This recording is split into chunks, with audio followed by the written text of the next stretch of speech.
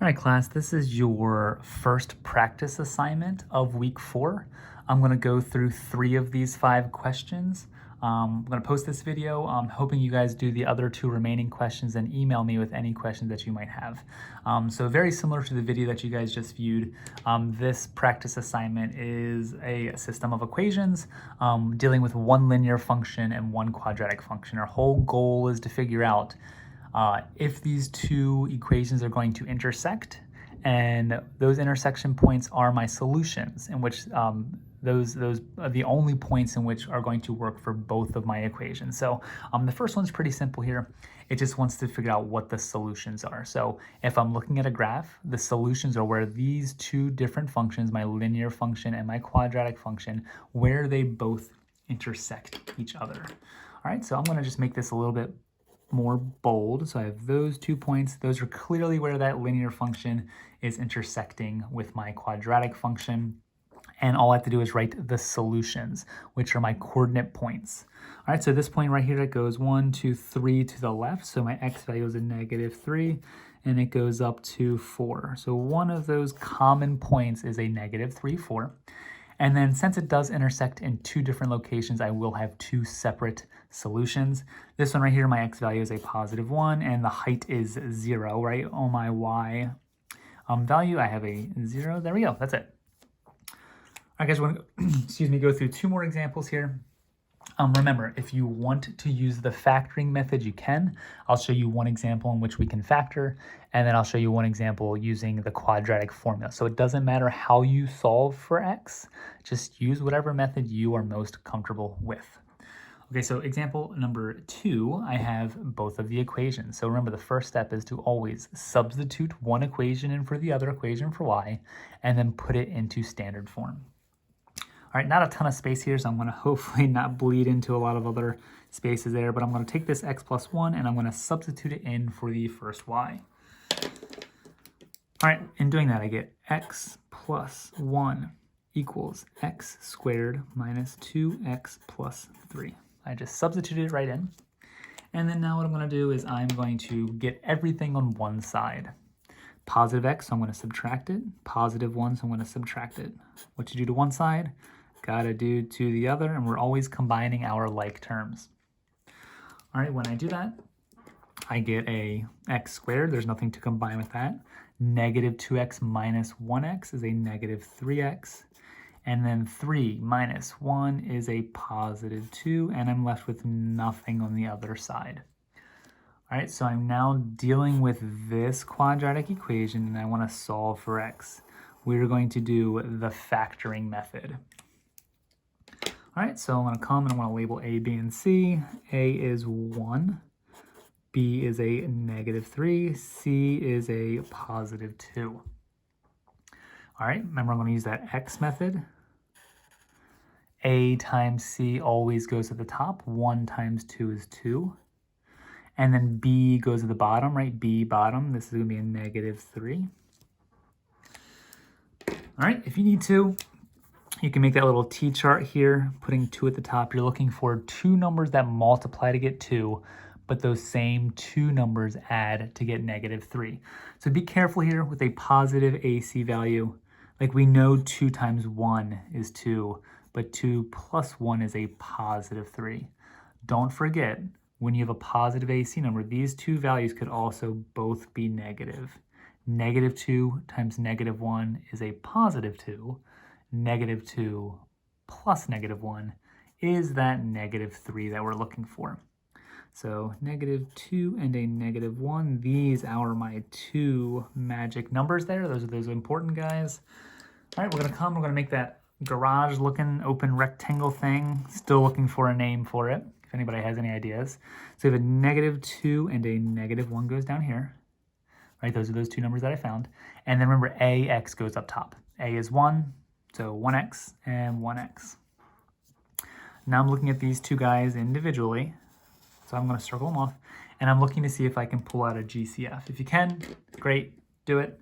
If not, x minus 2 in parentheses. Remember, that's a binomial. There's 2 terms, and then x minus 1 in parentheses. Okay, we are almost there. almost halfway there, I guess. All right, I'm still trying to solve for x. Remember, looking back at the notes from the video, I need to solve for x before I can do anything.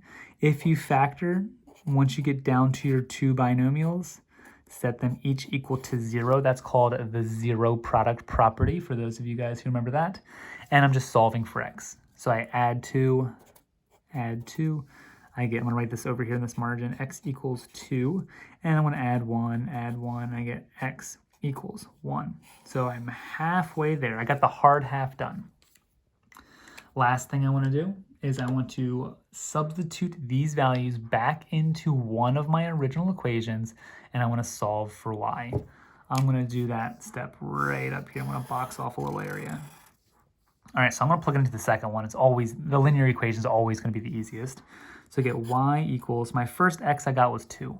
So 2 plus 1, that equals 3. So one of my solutions is 2, 3. That is one spot where those two equations are going to intersect. And then let's try the other one. I get y equals 1 plus 1, which is 2.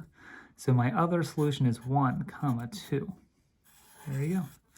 All right, if you don't believe me, I'm going to use a calculator right now. And I'm just going to show you graphically what this would look like if we were to graph them. So I'm just going to go to y equals. I know a lot of you guys don't have TI-84 calculators, which is perfectly fine. You can use desmos.com if you want to do the exact same thing. I'm going to delete all this ugly Algebra 2 stuff out of here. And I'm going to type in x squared minus 2x plus 3.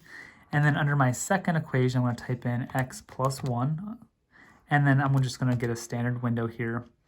And when you graph it, you can clearly see where they intersect. And it does look like it intersects at 2, 3 and at 1, 2. All right, we can visually see. So if you get down to like a funky answer, just plug it in a calculator, plug it into desmos.com and check to see if you have done it correctly. Okay, one more example for you guys. Let's go and try example. Let me think about this for a second. These all actually look pretty factorable. Oh, this one has plenty of space back here. I'm gonna utilize all this wonderful space that I have. Okay, first step, we are going to substitute this in for this, right? First step doesn't change. All right, so I get 5x plus 5 equals 2x squared plus 4x minus 1. All right, put everything on one side of the equal sign. There's 2 terms over here and 3 over here, so I'm going to take the easy route and move the 2 to the right. So subtract it and subtract it because they're both positive. I'm doing inverse operations, so these will cancel out. All right, so I got to subtract 5x here, and I have to subtract 5 here. All right, I get down to a 2x squared. 4x minus 5x is a negative x. And then negative 1 minus 5 is a negative 6. All right, so what I'm going to do now is label A, B, and C. And then for this example, as I promised, I'm going to show you the quadratic formula. You can either factor or use the quadratic formula. It is whatever floats your boat there. In my opinion, honestly, the quadratic formula is just easier. Once you get the hang of it, it's like the same. Oops, that's a negative 1, excuse me. It's like the same exact thing every single time. All right, so A is 2, B is a negative 1, and C is a negative 6. All right, those of you who don't remember the quadratic formula, x equals opposite of b plus or minus the square root b squared minus 4ac all over 2a. Every single time I think about that, I think of the Pop Goes the Weasel song, and it's just chronically stuck in my head. Okay, so now using our formula, I'm going to plug in my values. So x equals the opposite of b in this case. B is a negative 1, so it's going to turn into a positive 1, plus or minus the square root of b squared minus 4ac. Make sure your radical goes all the way over top of your discriminant, all over 2a. Make sure you're plugging those numbers in parentheses. You guys guessed correctly. The first thing I have to simplify is my discriminant. That's everything under the square root sign. Do not include the square root sign. All right, so b squared minus 4ac, press enter, and I get 49.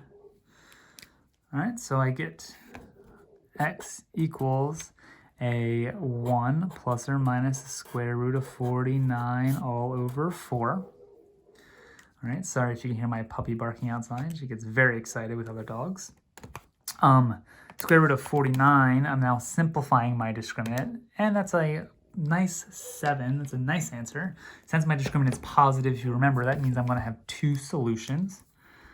I get x equals 1 plus or minus 7 over 4. I can now break this into my 2 problems. I get 1 plus 7 over 4. I get 1 minus 7 over 4. 1 plus 7 is 8. 8 divided by 4 is 2.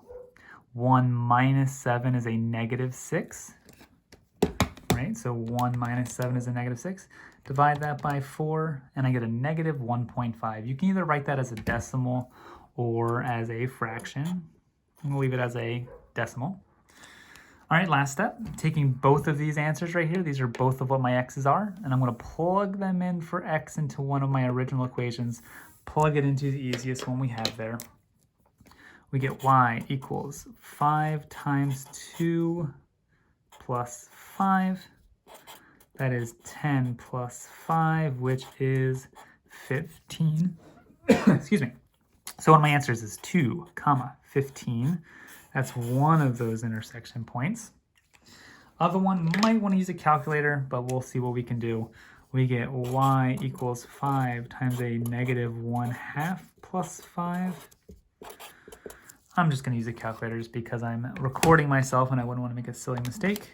Get 1.5, press enter, and that is a negative 7.5 plus 5. So I'm going to add 5 to this.